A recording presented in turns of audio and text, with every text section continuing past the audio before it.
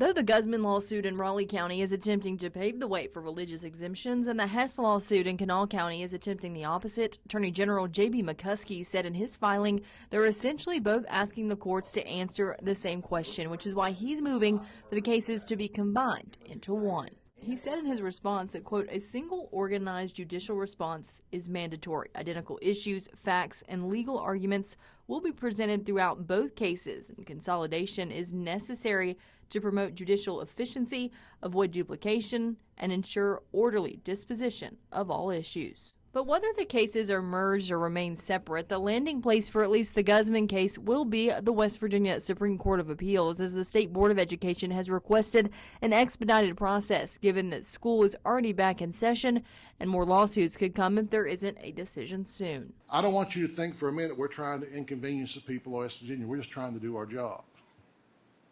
And I don't know what the right or wrong answer is.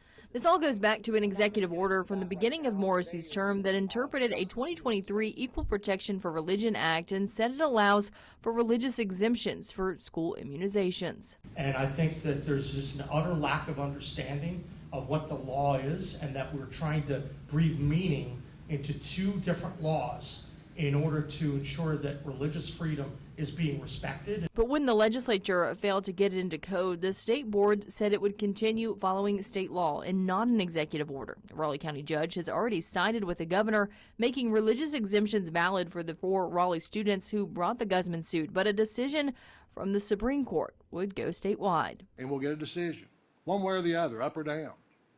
And we will comply with that decision, one way or the other.